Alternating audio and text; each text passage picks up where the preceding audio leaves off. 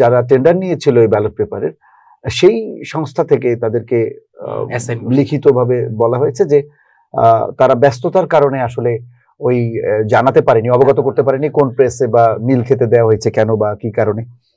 পাশাপাশি বলেছেন যে এটা আসলে নির্বাচন প্রক্রিয়াকে প্রশ্নবিদ্ধ করার মতো বিষয় না, কেননা তা আরো কয়েকটি বিষয় তুলেছেন যে এই কারণে আমরা আসলে ওই মানে দায় নিতে চাই না, মানে দায়টা এড়ানোর যে প্রশ্নটা, এক সাংবাদিকের প্রশ্ন ছিল যে দায় কার, তখন আপনি ধরেন টেকনিক্যালি সেটির উত্তর মানে ইন্টেনশনালি যে ফ্রেমিং করা, আপনি ধরেন এরা আবার ফ্রেমিংটা কি লেভেলে করে যে বাংলাদেশের স্বাধীনতাকে এরা নিয়ে গেছে কি ভারত পাকিস্তানের যুদ্ধের মধ্যে, যে এই যুদ্ধে ভারত বিজয়ী হয়েছে।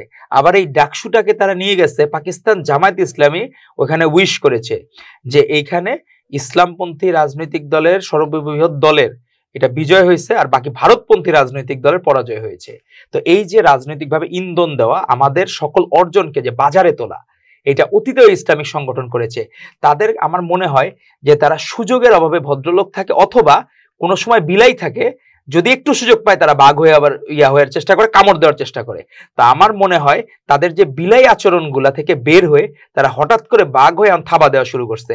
তারা হচ্ছে দেখলাম যে রিকোয়েজিশন ছিল যে ওইখানে খাট লাগবে কিছু হোস্টেলের জন্য বা হলগুলার জন্য খাট লাগবে, এটা অলরেডি অ্যালোটেড ছিল স্টুডেন্টের জন্য, জাস্ট ডাকসুর জন্য তারা দিতে পারে নাই। কি করলো তারা মিডিয়াতে প্রকাশ করলো যে ডাকসুর এক নায়ক, মানে হচ্ছে কি কারচুপির নায়করা, এরা নাকি এদেরকে বিলি করলো সাধারণ শিক্ষার্থীদের, এই খাটটার দিল। তো এইটা আমাদের নেতা রুহুল কবির রিজভী আহমেদ যথার্থই বলেছেন যে এটা কি কোনো এতিমখানা নাকি, যে আপনি ভার্সিটি ঢাকা বিশ্ববিদ্যালয় একটা স্বায়ত্তশাসিত প্রতিষ্ঠান, গভর্নমেন্টের সর্ববৃহৎ বাজেট থাকে এই ঢাকা বিশ্ববিদ্যালয়ের জন্য, সেটাকে তারা এতিমখানার মতো বানায় ফেলছে অলরেডি।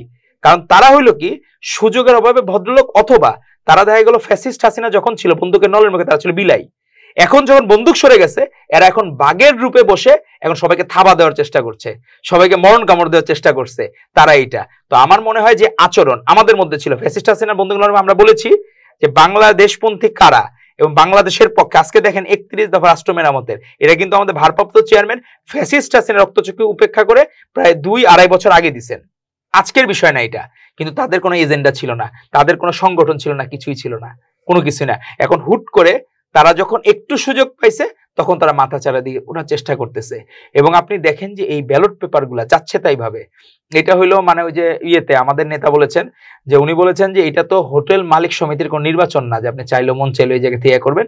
তো আমার মনে হয় তাদের কোনো এজেন্ডা ছিল, তাড়াহুড়া ছিল যে এই জিনিসগুলা, তাহলে আপনার কি 2 দিন পরে দিলে তো আপনার কোনো অসুবিধা হতো না, 7 দিন পরে দিতে আপনার কোনো অসুবিধা ছিল না।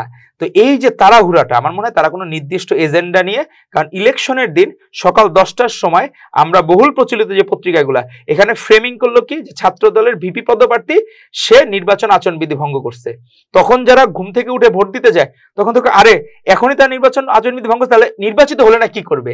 এই যে সাইকোলজিক্যাল মব সৃষ্টি করা, এই মব সৃষ্টির মাধ্যমে এবং টোটাল প্রক্রিয়াটা, এবং ওইখানে একজন মেয়ে বলেছে যে আসলেই প্রমাণ পাওয়া গেছে যে ওইখানে শিবিরপন্থী, ওখানে তো শিবির বলা যাবে না, এরা হইলে একটা ওই যে বিভিন্ন হায়ার করা প্লেয়ার, আবাহনী মোহামেডানে যে বিভিন্ন হায়ার করা প্লেয়ার নেই, এই হায়ার করা প্লেয়ার দিয়ে তারা যে একটা টিম করছিল, ওই টিমের 2 জন প্রার্থীর ব্যালটের ওখানে দাগ দেওয়া ছিল, ভোট দেওয়া ছিল অলরেডি।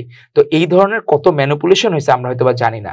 আপনি দেখেন জগন্নাথ হলের সেইখানে হয়তোবা তারা চিন্তা করছে এখানে আমাদের কোনো কাজ করা লাগবে না, বাকিগুলাতে তারা অন্যগুলাতে কাজ করছে হলগুলাতে, এবং ভোট মিলে যায়, 2-3টা হলের ভোট একবারে এজ ইট ইজ মিলে যায়।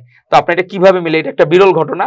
আর দ্বিতীয়ত হচ্ছে জগন্নাথ হলে তারা কোনো চেষ্টাই করে নাই, এজন্য দেখা গেছে যে ছাত্র দলের প্রার্থী সেখানে 1292 ভোট পাইল ভিপি প্রার্থী, অপরদিকে আরেকজন পেয়েছে 10 ভোট। এটা হলো কি বেসিক চিত্র, তারা এখানে ইনভেস্টই করে না। ইনভেস্ট মানে কি, যে এই ম্যানিপুলেশন গুলা তারা ওগুলাতে অ্যাপ্লাই করে নাই, জগন্নাথ হলে অ্যাপ্লাই করে নাই। আচ্ছা যাই হোক, আমরা তো বাকিগুলাতে মোটামুটি ম্যানেজ হয়ে গেছে, এমনি আমরা জিতে যাব। তো আমার মনে হয় ওইখানে আসল চিত্রটা ফুটে উঠছে যে এটা বাকি হলগুলার চিত্র এটা হইতো।